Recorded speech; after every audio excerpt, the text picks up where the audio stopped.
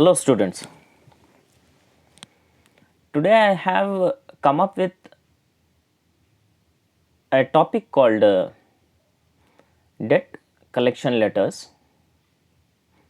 which is there in your workbook practicing communication skills, which is prescribed for 3rd and 4th semester BCom and BBA. I am Abdul Bashir, assistant professor working in a government college. Debt collection letters. This topic I have divided into 3 parts or 3 sessions. In this session, I am going to deal with the introduction and the types of debt collection letters. What is this debt collection letters? Debt. It is not B is silent. It will become debt. We have to pronounce it as debt, not debt. Okay, hope you have understood that. What is this debt collection letters? Debt collection letters is also called as demand letters. These are the official letters and drafted by a firm or a bank or any debt collection agency. ಅಂದರೆ ನೀವು ಯಾವುದೇ ಒಂದು ಬ್ಯಾಂಕಿನಿಂದ ಸಾಲವನ್ನು ಪಡೆದಿರ್ತೀರಿ, ಆ ಸಾಲ ಮೊತ್ತವನ್ನು ಅಥವಾ ಆ ಕಂತನ್ನು ಹಿಂತಿರುಗಿಸೋದಕ್ಕೆ ಲೇಟ್ ಆದಾಗ ಅವರು ಕಳಿಸ್ತಕ್ಕಂತಹ ಲೆಟರಿಗೆ ಡೆಟ್ ಕಲೆಕ್ಷನ್ ಲೆಟರ್ ಎಂದು ಹೇಳುತ್ತಾರೆ. ಇದರೊಳಗೆ ಅದೇ ಟಾಪಿಕ್ಕಿನ ಮೇಲೆ ಈ ಒಂದು ಸೆಷನ್ನಲ್ಲಿ ಮಾತಾಡ್ತಾ ಹೋಗೋಣ.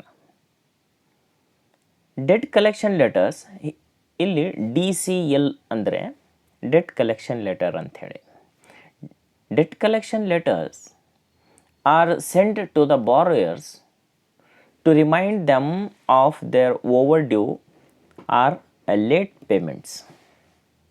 ಯಾಕೆ ಈ ಲೆಟರನ್ನು ಕಳಿಸ್ತಾರೆ ಅಂತ ಹೇಳಿದರೆ, ನಿಮ್ಮ ಕಂತು ಡ್ಯೂ ಆಗಿದೆ ಅಥವಾ ಕಟ್ಟೋದನ್ನು ಲೇಟ್ ಆಗಿದೆ ಅಂಥೇಳಿ ಈ ಬ್ಯಾಂಕ್ ಆಗಿರಬಹುದು, ಫರ್ಮ್ ಆಗಿರ್ಬೋದು, ನಿಮಗೆ ಯಾರು ಸಾಲ ಕೊಟ್ಟಿದ್ದಾರೆ ಆ ಸಾಲ ಕೊಟ್ಟಿರೋರು ನಿಮಗೆ ಈ ಲೆಟರನ್ನು ಕಳಿಸ್ತಾರೆ.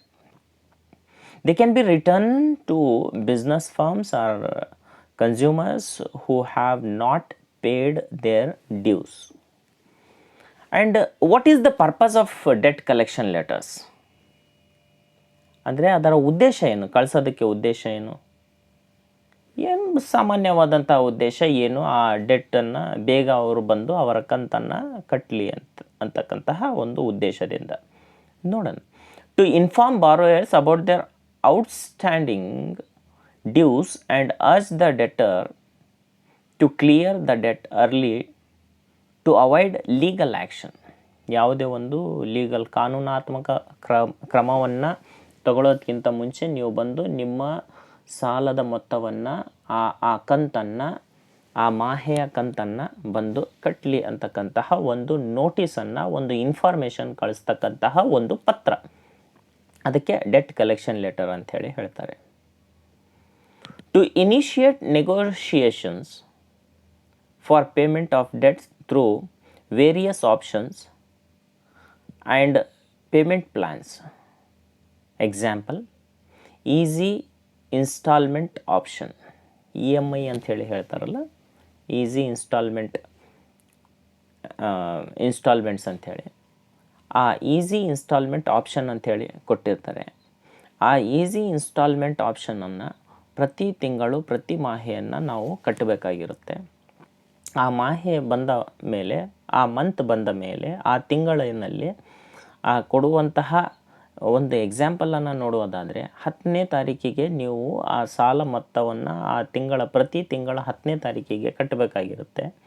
ನಿಮಗೆ ಆ ಒಂದು ತಿಂಗಳಿಗೆ ಬ್ಯಾಂಕಿನಿಂದ ಒಂದು ಲೆಟ್ರ್ ಬರುತ್ತೆ ಅಥವಾ ಲೇಟಾಗಿ ಕಟ್ಟಿದಾಗ ಲೆಟ್ರ್ ಬರುತ್ತೆ, ನೀವು ಈ ತಿಂಗಳ ಏನು ಆ ಸಾಲದ ಮೊತ್ತವನ್ನು, ಸಾಲದ ಕಂತಿನ ಮೊತ್ತವನ್ನು ನೀವು ಕಟ್ಟಿಲ್ಲ ಅಂಥೇಳಿ ಒಂದು ಇನ್ಫಾರ್ಮೇಷನ್ ಲೆಟ್ರ್ ಬರುತ್ತೆ.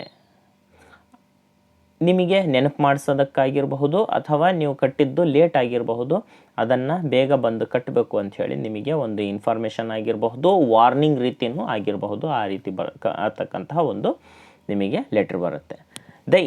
To initiate legal action against the defaulter after repeated reminders and various procedures of payments. ನಿಮಗೆ ಮತ್ತೆ ಕಳಿಸ್ತಾರೆ, ಮೊದಲನೇ ತಿಂಗಳು ಕಳಿಸ್ತಾರೆ, ನೀವು ಕಟ್ಟಿರೋದಿಲ್ಲ, ಲೇಟ್ ಆಗುತ್ತೆ, ಕಟ್ಟಿರೋದಿಲ್ಲ, ಅವಾಗ ಒಂದು ಲೆಟ್ರನ್ನು ಕಳಿಸ್ತಾರೆ. ಮತ್ತು 1ನೇ ತಿಂಗಳಾಯಿತು, 2ನೇ ತಿಂಗಳೂ ಕಳಿಸ್ತಾರೆ ನಿಮಗೆ ಆ ಲೆಟ್ರನ್ನು, ನೀವು ಅವಾಗಲೂ ಕಟ್ಟೋದಿಲ್ಲ.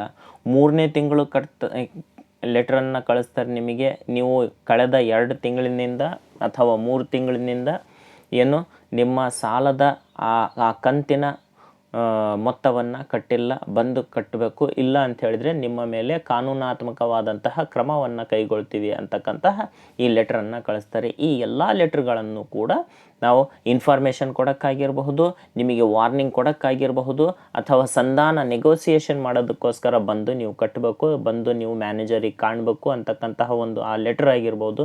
ಈ ಎಲ್ಲ ಲೆಟ್ರ್ಗಳಿಗೆ ನಾವು ಡೆಟ್ ಲೆಟರ್ ಅಂಥೇಳಿ ನಾವಿಲ್ಲಿ ಹೇಳ್ತಾ ಹೋಗ್ತೀವಿ. ಹಾಗಾದರೆ ಇಲ್ಲಿ ಭಾಷೆ ಯಾವ ರೀತಿ ಇರುತ್ತೆ? ಇಲ್ಲಿ ಮಾತಾಡ್ತಕ್ಕಂತಹ ಅಥವಾ ಅದರಲ್ಲಿ ಬರೆದಿರ್ತಕ್ಕಂಥ ಭಾಷೆ ಯಾವ ರೀತಿ ಇರುತ್ತೆ? It is a good medium to collect overdue from a borrower without spoiling the business relationship with clients. ಭಾಷೆ ತುಂಬ ನಮ್ರವಾಗಿರುತ್ತೆ, ಪೊಲೈಟ್ ಆಗಿರುತ್ತೆ. ಮೊದಲನೇದಾಗಿ ನಿಮಗೆ ಯಾವುದೇ ಒಂದು ಕಸ್ಟಮರ್ ಜೊತೆಗೆ ಯಾವುದೇ ಬ್ಯಾಂಕ್ ಆಗಿರಬಹುದು, ಆ ಸಾಲ ಕೊಟ್ಟಿರುವವನಾಗಿರಬಹುದು, ತಮ್ಮ ಸಂಬಂಧವನ್ನು ಕೆಡಿಸಿಕೊಳ್ಳೋದಕ್ಕೆ ನೋಡೋದಿಲ್ಲ. ಹಾಗಾಗಿ ಭಾಷೆ, ಉತ್ತಮವಾದಂಥ ಭಾಷೆಯನ್ನು ಅಲ್ಲಿ ಬರೆದಿರ್ತಾನೆ. As debt collection letter is legal letter, harsh language or wrong message can land a sender in trouble. ಇದು ಕಾನೂನಾತ್ಮಕವಾದಂತಹ ಪತ್ರ ವ್ಯವಹಾರ ಆಗಿರೋದ್ರಿಂದ, ಒಂದು ಅಫಿಷಿಯಲ್ ಲೆಟರ್ ಆಗಿರೋದ್ರಿಂದ ಇವರು ಲೆಟ್ರನ್ನು ತುಂಬ ಕೇರ್ಫುಲ್ಲಾಗಿ ಲ್ಯಾಂಗ್ವೇಜನ್ನು ಇಲ್ಲಿ ಈ ಲೆಟ್ರ್ಗಳಲ್ಲಿ ಬಳಸಿರ್ತಾರೆ. ಮತ್ತು ಟೋನ್ ಅಥವಾ ರಿಲೇಷನ್ಶಿಪ್ಪು ಕೂಡ ಈ ಕಸ್ಟಮರ್ ಜೊತೆಗೆ ಒಳ್ಳೆಯದಾಗಿ ಇಟ್ಟುಕೊಳ್ಳೋದಕ್ಕೋಸ್ಕರನೇ ಇಲ್ಲಿ ಲ್ಯಾಂಗ್ವೇಜನ್ನು, ತುಂಬ ಉತ್ತಮವಾದಂತಹ ಲ್ಯಾಂಗ್ವೇಜನ್ನು ಇಲ್ಲಿ ಬಳಸಿರ್ತಾರೆ.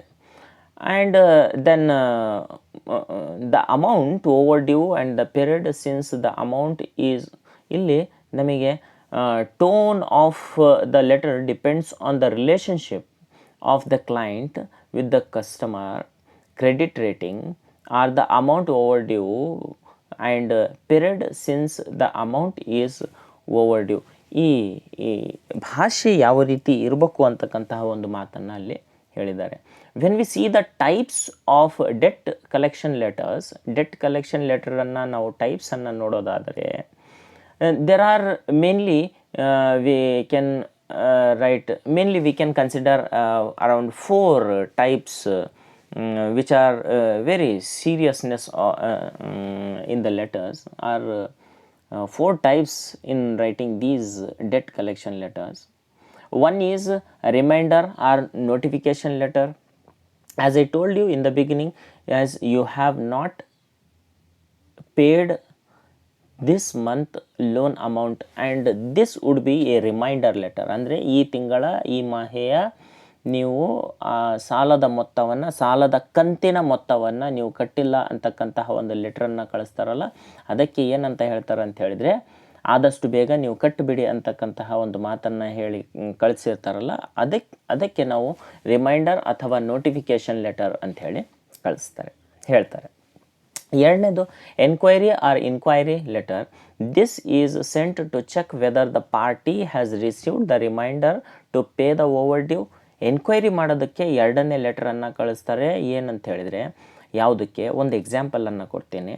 10ನೇ ತಾರೀಕಿಗೆ ನೀವು ಮೊತ್ತ ಕಟ್ಟಬೇಕಾಗಿರುತ್ತೆ, ಆದರೆ ನೀವು 12, 13 ಆದ್ರೂ ಕೂಡ ನೀವು ಕಟ್ಟಿರೋದಿಲ್ಲ. ಒಂದು ಏನು ಇನ್ಫಾರ್ಮೇಷನ್ ಲೆಟರ್, ನಾವು ಇದಕ್ಕಿಂತ ಮುಂಚೆ ಮಾತಾಡಿದ್ವಲ್ಲ, ಆ ಇನ್ಫಾರ್ಮೇಷನ್ ಲೆಟ್ರನ್ನು ಕಳಿಸಿರ್ತಾರೆ ನಿಮಗೆ, ಆದರೂ ನೀವು ದುಡ್ಡನ್ನು ಕಟ್ಟೋದಿಲ್ಲ. ಆವಾಗ ಆ ಲೆಟರ್ ನಿಮಗೆ ಬಂದು ತಲುಪಿದೆನಾ ಇಲ್ಲ ಅಂಥೇಳಿ ನೋಡೋದಕ್ಕೋಸ್ಕರ ಎನ್ಕ್ವೈರಿ ಲೆಟ್ರನ್ನು ಕಳಿಸ್ತಾರೆ. ಅದಕ್ಕೆ ನಾವು ಎನ್ಕ್ವೈರಿ ಲೆಟರ್ ಅಂಥೇಳಿ ನಾವಲ್ಲಿ ಹೇಳ್ತಾ ಹೋಗ್ತೀವಿ. To know the borrower has not paid the due amount. It can also offer easy payment option, like option of partial amount if he is facing problems, or negotiation with gentle language. ಇಲ್ಲಿ ಅಥವಾ ಈ enquiry ಲೆಟರಲ್ಲಿ ಒಂದು option ಕೂಡ ಕೊಡಬಹುದು. ನಿಮಗೆ ಈ ಸಂದರ್ಭದಲ್ಲಿ ನಿಮ್ಮ ಹತ್ರ ಹಣ ಇಲ್ಲದಿದ್ದರೆ ನೀವು ಆ ಹಣದ ಭಾಗದ ಆ ಕಂತಿನ ಭಾಗದ ಅರ್ಧ ಅಮೌಂಟ್ ಬೇಕಾದರೂ ನೀವು ಕಟ್ಬೋದು ಅಂತಕ್ಕಂತಹ ಒಂದು ಆಫರು ಕೂಡ ಈ ಲೆಟರಲ್ಲಿ, ಎನ್ಕ್ವೈರಿ ಲೆಟರಲ್ಲಿ ಕಳಿಸ್ತಾರೆ.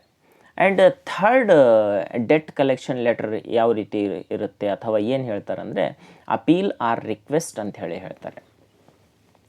This letter is sent when the credit period has expired, still the client has not responded to the enquiry letter. ಈ ಲೆಟ್ರ್ ಏನು ಅಂತ ಹೇಳಿದ್ರೆ ಏನು 10ನೇ ತಾರೀಕು ಇರುತ್ತೆ, 10ರಿಂದ ಒಂದು 20ರವರೆಗೆ ಒಂದು ಗಡಿಯನ್ನು ಬ್ಯಾಂಕ್ ಇಟ್ಟುಕೊಂಡಿರುತ್ತೆ. ಅಷ್ಟರೊಳಗೆ ಸಾಮಾನ್ಯವಾಗಿ 10 ದಿನ ಲೇಟ್ ಆದರೆ ಆ 10 ದಿನದಲ್ಲಿ ಕಟ್ಟಬೇಕು ಅಂತೇಳಿ. ಆ ಗಡಿನೂ ದಾಟಿದಾಗ ಏನು ಮಾಡ್ತಾರೆ ಅಂತ ಹೇಳಿದರೆ ಒಂದು ಅಪೀಲ್ ಲೆಟರನ್ನು ಕಳಿಸ್ತಾರೆ ಅಥವಾ ನಾವು ರಿಕ್ವೆಸ್ಟ್ ಲೆಟರನ್ನು ಕಳಿಸ್ತಾರೆ. ಏನಂತ ಹೇಳಿದರೆ ಎನ್ಕ್ವೈರಿ ಲೆಟರ್ ಕೊಟ್ಟರೂ ಕೂಡ ಕಳಿಸಿದ್ರೂ ಕೂಡ ತಾವು ತಮ್ಮ ಲೋನ್ ಅಮೌಂಟನ್ನು ಕಟ್ಟಿರೋದಿಲ್ಲ, ಆದ ತಕ್ಷಣ ನೀವು ಕಟ್ಟಬೇಕು ಅಂಥೇಳಿ ಒಂದು ಲೆಟ್ರನ್ನು ಕಳಿಸ್ತಾರೆ.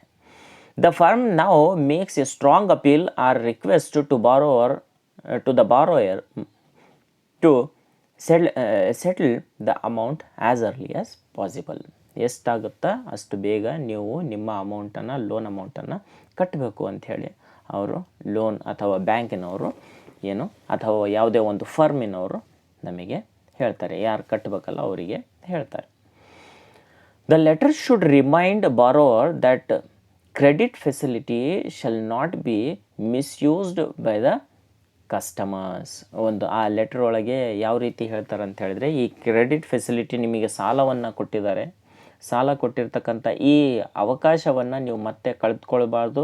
ನಿಮಗೆ ಮತ್ತೆ ಮುಂದೆ ಸಾಲ ಸಿಗಬೇಕಾದ್ರೆ ನೀವು ಇದನ್ನು ಸರಿಯಾಗಿ ದುಡ್ಡನ್ನು, ನಿಮ್ಮ ಬಾಪ್ತನ್ನು ಅಥವಾ ನಿಮ್ಮ ಮಾಹೆಯ ಕಂತನ್ನು ನೀವು ಸರಿಯಾಗಿ ಕಟ್ತಾ ಹೋಗಿ ಅಂತಕ್ಕಂತಹ ಒಂದು ಸೀರಿಯಸ್ ಆದಂತಹ ಒಂದು ನೋಟಿನಲ್ಲಿ ಒಂದು ಅಪೀಲನ್ನು ಕಳಿಸಿರ್ತಾರೆ. It should also mention the ways tried by the party to contact the customer. Example message, phone call, letters. ಇದರೊಳಗೆ ಮತ್ತೆ ಏನು ಇನ್ಫಾರ್ಮೇಷನನ್ನು ಕಳಿಸಿರ್ತಾರೆ ಅಂತ ಹೇಳಿದರೆ, ಯಾವ ಅಪೀಲ್ ಅಥವಾ ರಿಕ್ವೆಸ್ಟ್ ಲೆಟರಲ್ಲಿ ನಿಮಗೆ ನಾವು ಮೆಸೇಜನ್ನು ಮಾಡಿದ್ವಿ, ನಿಮಗೆ ಫೋನನ್ನು ಮಾಡಿದ್ವಿ, ನಿಮಗೆ ಲೆಟ್ರನ್ನು ಬರೆದ್ವಿ, ಆದರೂ ಕೂಡ ನೀವು ಅದಕ್ಕೆ ರೆಸ್ಪಾಂಡ್ ಮಾಡಿಲ್ಲ ಅಂತಕ್ಕಂಥ ಅಂಶನೂ ಕೂಡ ಅಲ್ಲಿ ಕಳಿಸಿರ್ತಾರೆ. And the fourth is demand or warning letter.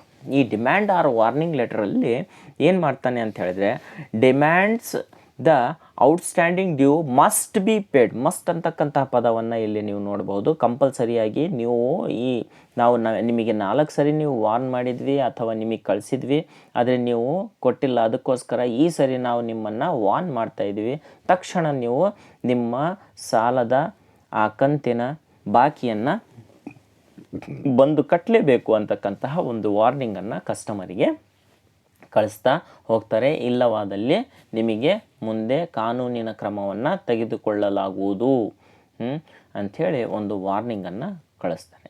It is sent when it becomes to the notice of the bank that the customer is unwilling to pay the dues. ಇದು ಯಾವಾಗ ವಾರ್ನಿಂಗನ್ನು ಕಳಿಸ್ತಾರೆ ಅಂಥೇಳಿ ಹೇಳಿದರೆ, ಯಾವಾಗ ಒಬ್ಬ ಕಸ್ಟಮರ್ ಇವನು ಕಟ್ಟೋದಕ್ಕೆ ಮುಂದಾಗ್ತಾ ಇಲ್ಲ ಅಥವಾ ಇವನು ಕಟ್ಟೋದಿಲ್ಲ ಅಂತಕ್ಕಂತಹ ಯಾವಾಗ ಮಾಹಿತಿ ಬ್ಯಾಂಕಿಗೆ ತಿಳಿದು ಬರುತ್ತಾ ಆವಾಗ ವಾರ್ನಿಂಗ್ ಲೆಟರನ್ನು ಕಳಿಸ್ತಾ ಹೋಗ್ತಾರೆ. The action may be like withdrawing the credit facility in future, or it may also be initiation of legal action against the party.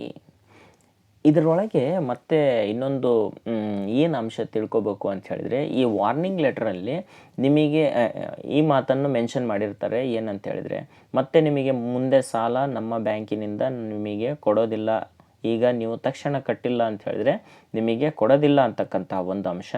ಎರಡನೇದು ಏನು ಅಂತ ಹೇಳಿದರೆ, ನಿಮ್ಮ ಮೇಲೆ ಕಾನೂನಿನ ಕ್ರಮ ಪ್ರಾರಂಭ ಆಗಿದೆ, ನೀವು ಏನಾದರೂ ಆ ಮೊತ್ತವನ್ನು ಕಟ್ಟಿಲ್ಲ ಅಂತ ಹೇಳಿದ್ರೆ ನಿಮ್ಮ ವಿರುದ್ಧ ಕಾನೂನಿನ ಕ್ರಮವನ್ನು ತಗೋತೀವಿ ಅಂತಕ್ಕಂಥ ಮಾತನ್ನು ಆ ಲೆಟರ್ನಲ್ಲಿ, ವಾರ್ನಿಂಗ್ ಲೆಟರಲ್ಲಿ ಅಥವಾ ಡಿಮ್ಯಾಂಡ್ ಲೆಟರಲ್ಲಿ ಹೇಳಿರ್ತಾರೆ. And the letter is treated as ultimatum, ಅದು ನಿಮಗೆ ಕೊನೆಯ ಕರೆ ಆಗಿರುತ್ತೆ ಅಥವಾ ಕೊನೆಯ ಚಾನ್ಸ್ ಆಗಿರುತ್ತೆ, ನೀವು ಕಟ್ಟಲೇಬೇಕು ಅಂತಕ್ಕಂತಹ ಒಂದು ಸೀರಿಯಸ್ ಟೋನಿನಿಂದ ಕಳಿಸಿರ್ತಕ್ಕಂತಹ ಒಂದು ಲೆಟರ್ ಆಗಿರುತ್ತೆ. And this is all about the 4 types of different debt collection letters. In this session, what we have learned is what is debt collection letter, what is the purpose of debt collection letter, and what are the different 4 types of debt collection letter. And if you want to study more about that, you can follow this reference, you can go through this reference, and you will learn more about this debt collection letters. Hope you have understood that meaning, purpose, and the 4 kinds. In the next session, we will continue the same topic, but I will bring some history and the different debt collection letters in the next session. Hope you have understood. We will meet again in the next session. Thank you for the